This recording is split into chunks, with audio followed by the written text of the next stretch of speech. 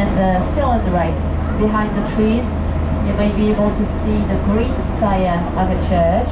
It's the American Church of Paris, built here in 1931. Donc, toujours sur la droite, derrière les arbres, vous allez peut-être apercevoir la flèche verte d'une église. Il s'agit de l'église américaine de Paris, construite ici en 1931.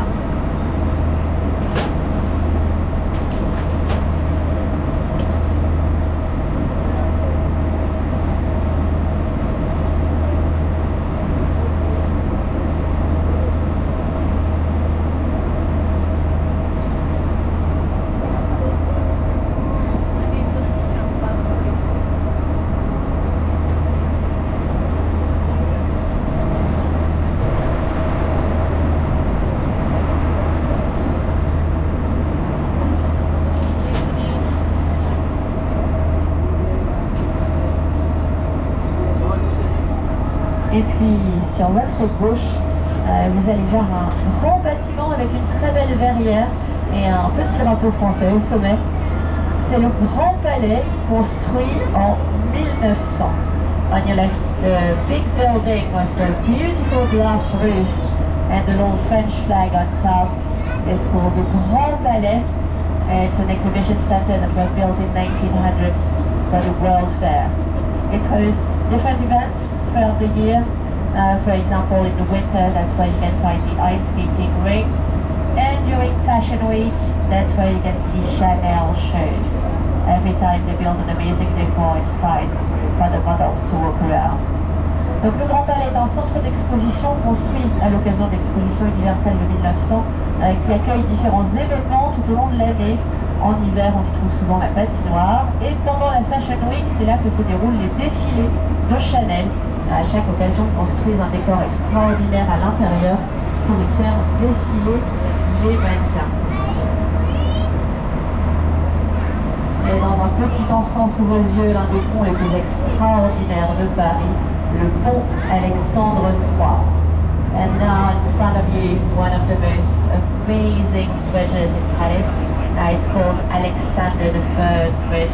It was also built in 1900 for the World Fair, named after the Tsar of Russia as a sign of friendship between the two countries. Donc construit lui aussi en 1900 pour l'exposition universelle et nommé d'après le Tsar de Russie en signe d'amitié franco-russe. C'est un pont magnifiquement décoré. C'est également une merveille d'ingénierie puisque c'était l'un des premiers ponts métalliques à être construit en une seule arche. This bridge is beautifully decorated. It was also a marvel of engineering as it was one of the first metallic bridges to be built in a single arch.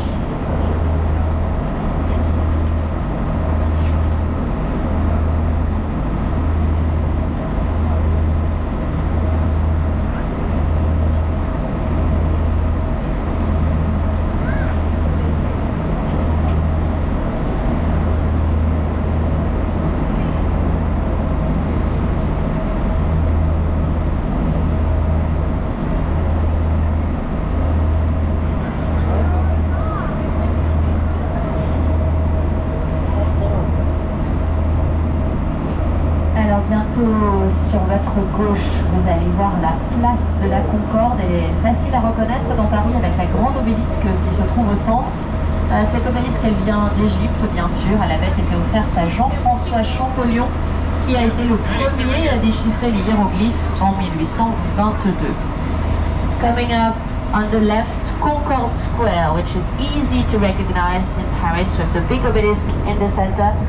This obelisk was offered to Jean-François Champollion, who was the first one to decipher the hieroglyphics in 1822.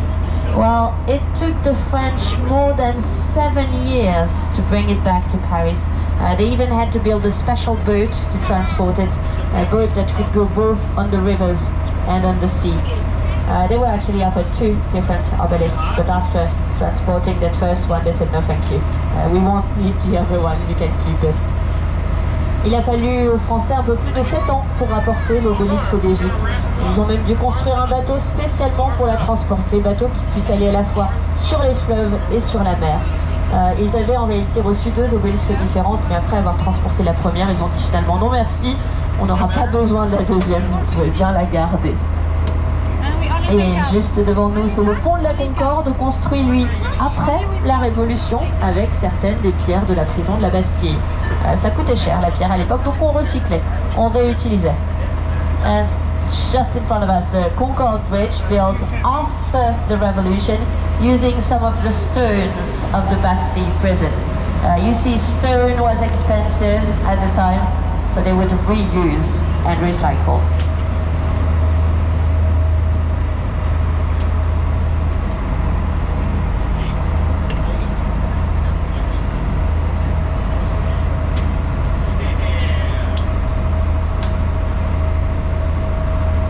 Alors sur votre gauche, le grand jardin, c'est le jardin des Tuileries. C'était le jardin royal à l'époque où le Louvre était le palais des rois de France.